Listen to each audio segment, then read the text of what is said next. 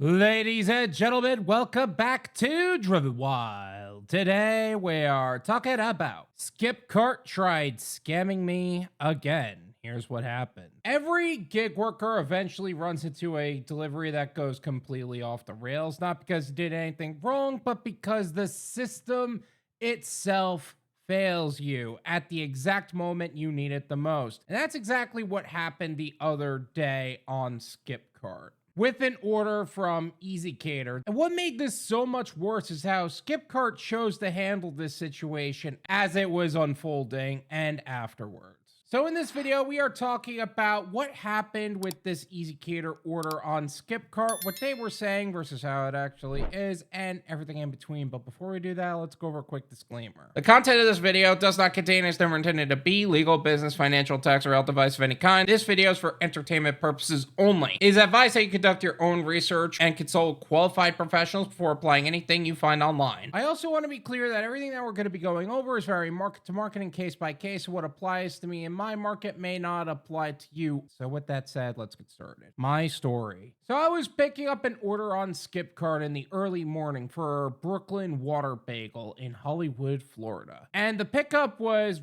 honestly fairly easy. I went there, I packed up the order, I left. The order was honestly pretty easy to deal with from a pickup standpoint. That said, I made it to the drop-off location, and for the sake of maintaining customer privacy, let's go with location A. This was a building that was both an apartment complex and a building with a bunch of small businesses on the ground floor. Honestly, I thought it was weird, but it was what it was. And I tried using the call box to get to the specific unit number that was listed, but no one was really answering. I contacted the customer to try to see if there was a way they could let me in, and they started naming landmarks about the surrounding location, which not only confused me because those landmarks weren't in the area, but had nothing to do with the call box specifically. That said, I knew of these landmarks, they just weren't there or associated with this particular location, meaning I knew where this was headed. She also said that she was driving and instructed me to contact the number for the business I was delivering to. She gave me the number over the phone, and it turns out it was a law firm, but not just any law firm, though. This was a law firm that I have dealt with in the past. You see, in most cases,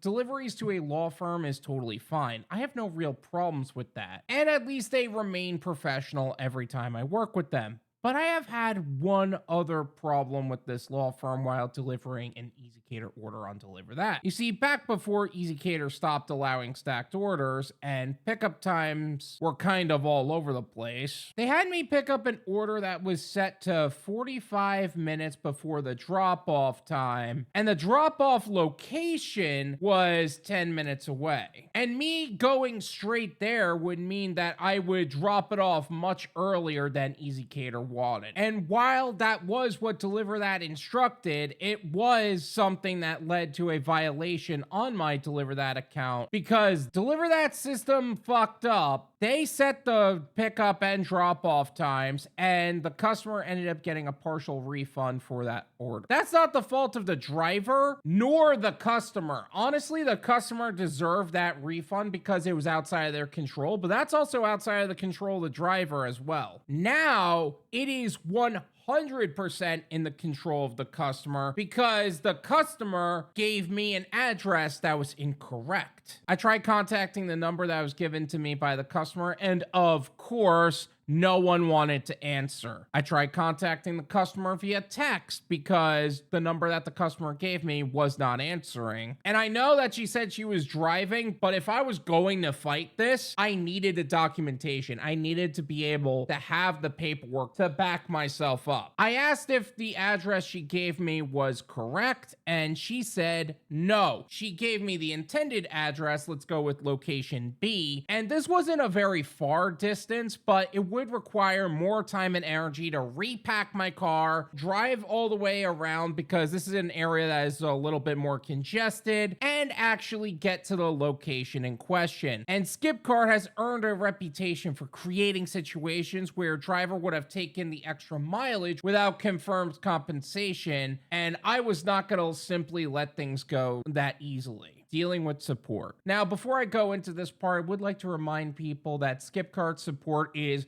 far worse than any of the other support systems in the gig economy. First off, there's no phone support for Skipcart. You have to go via chatbot or email. And for something that requires urgent engagement, that chatbot is your only option. Second, every single one of the support agents that you end up connecting to has an attitude problem. Like, they go into the chat with discrimination towards gig workers, like they couldn't be bothered to do their jobs. Like, the existence of gig workers is such a damn inconvenience for them for the hourly check that they are receiving. That said, before you even get started, you have to go through that chatbot where it asks you the problem and it goes deeper and deeper into a bunch of questions, and then finally you can put in your state and get connected to a person. And I ended up with a person who didn't even want to try to do her job at the time. I explained to her the full situation and how the customer just didn't want to answer me, though I have been contacting her incessantly forever, showing her the messages in our chat, explaining everything. And what she asked next was just a pure representation of just how they chose not to listen to me or look at the documents that I sent over. Did the customer tell you the address was wrong? Keep in mind, I just sent her all of that multiple times via the chat itself. She had already attempted to disconnect the chat on me multiple times, but what she did after that was truly mind-blowing. The exploitation problem on Skipcart. After I sent that information over, she said that she was paying the mileage difference. Now, this is where Skipcart kind of gets a little insulting. You see, this isn't the first time I have dealt with this, and I have literally contacted him on this subject before, but I was in a time crunch at that time, and I didn't want to fight it. And afterwards, I was only paid $1.04 for that extra mileage. And it wasn't just the mileage, it was the time, it was getting the proper information from that customer, it was accounting for the miles and the time. It was just the way that I was being disrespected by the support agent for not providing that information up front. If I knew that, I would have just let the food in the dirt at the exact address that the customer gave me and call it a day, and their TOS would support that specifically. Regardless, I decided to make it clear that I was not going to move until I have upfront confirmation of how much I would have been paid for the extra work. And if they didn't provide that, I wasn't going to move. It was just going to literally stay there. And no one was even trying to really communicate with me at the time, even though I was trying my best to reach out to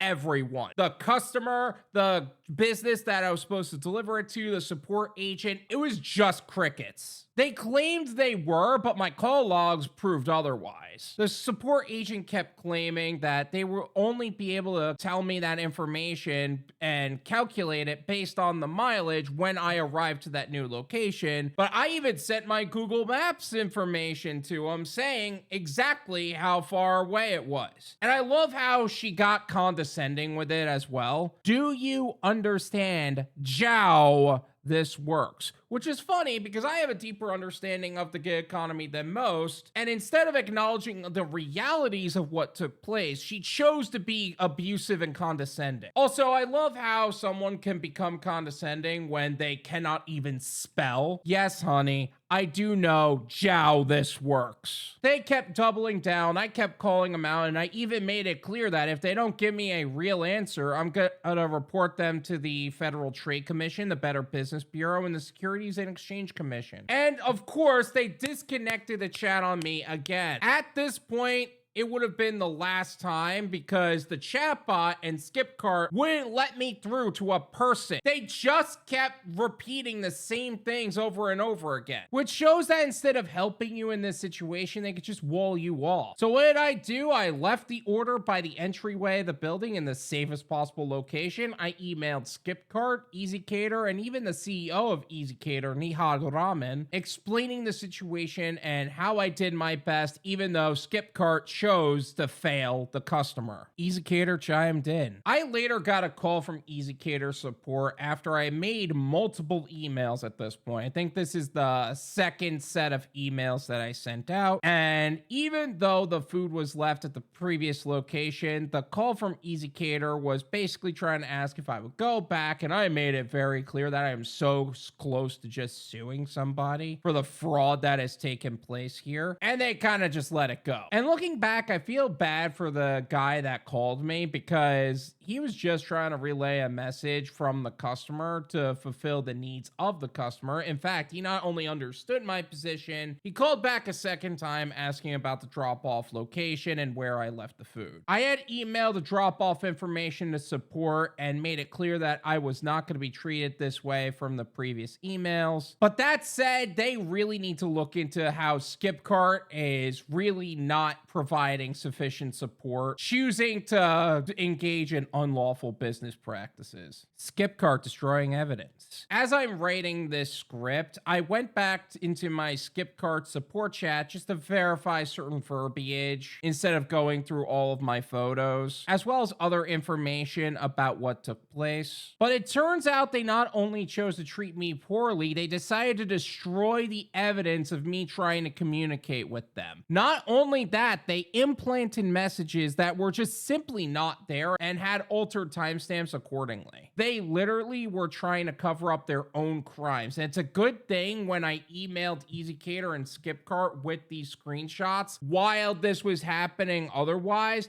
because they would have successfully covered up a serious crime. This is why you document things as they happen. Breakfast order warning. While I am a huge advocate for breakfast orders in the gig economy and how they could be an absolutely great start to your day, I am noticing a few challenges that specifically apply to catering orders. What I am starting to notice with orders like these is that if they are scheduled for the early morning, it is less likely that you'll receive a support agent that's willing to do their job or be able to get in contact with the customer who placed the order on another's behalf. These are going to be very common for medical reps and lawyers that are just trying to get catering to their clients, especially for breakfast. You're not going to run into these issues anytime. And honestly, in most cases, these orders really go off without a hitch. But the few times that go wrong, get ready for a real headache. Support within the RMDA versus Skipcart. Support within Skipcart is basically non-existent. They are pretty much out for themselves much more than they're trying to help them, because support for Skipcart is similar to dealing with a human resources department. HR is for the company's protection, not yours. Even if they look like they're there for you, they're really there for the company. So sure, you might receive some benefit from their support, but if it's you or them who's on the chopping block,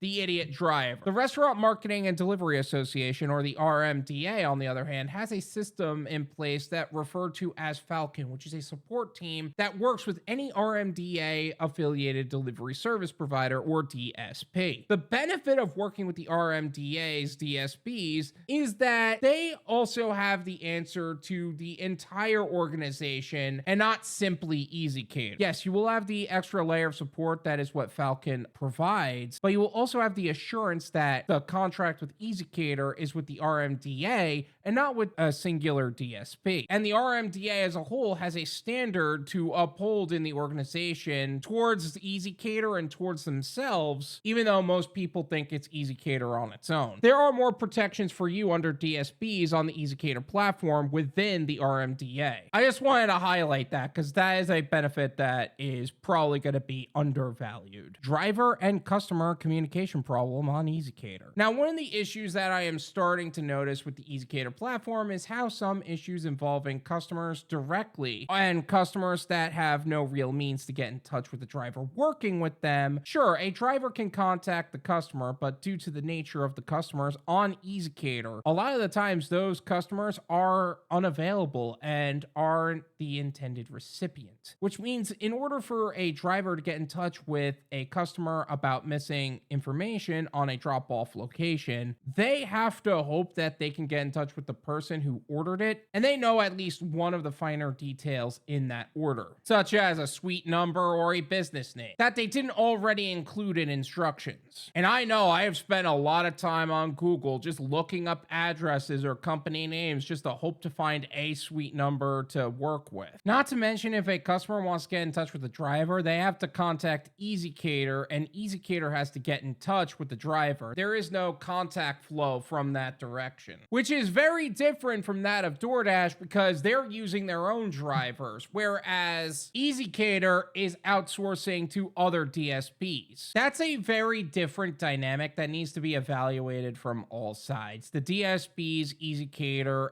everything. Document everything as it happens. Like I said, Skipcart tried to destroy the evidence associated with this order, and while I wouldn't want to assume that all platforms would do that, I can't assume that they wouldn't either, especially after this event. Screenshot everything, record phone calls, screenshot your call logs, get emails together. Everything must be logged for legal purposes, because if they can delete it, you have to assume they will now. Don't just hope you could come back to it later. Final thoughts. Honestly, this entire experience has been eye-opening for me, and it really shows how expendable we are as drivers and how willing these companies will choose to go to exploit and manipulate all parties involved as they see fit. Currently, as of the writing of this article, I am still part of their catering program. In fact, they just offered me a $47 order, and I could not complete it because I was in the middle of this. And I've been on their platform for quite some time, but I can't assume that I will remain untouched by them forever. Drivers need to make sure that they will not be scammed in the long term and that they are financially protecting themselves. This means diversifying your gig portfolio properly, creating exit strategies for yourself, because the gig economy is an income bridge to what would be a long-term goal and not simply the goal. That means documenting everything that ends up happening as it's happening and creating the proper paper trail for it. Remember, no one is going to look out for your financial safety better than you are.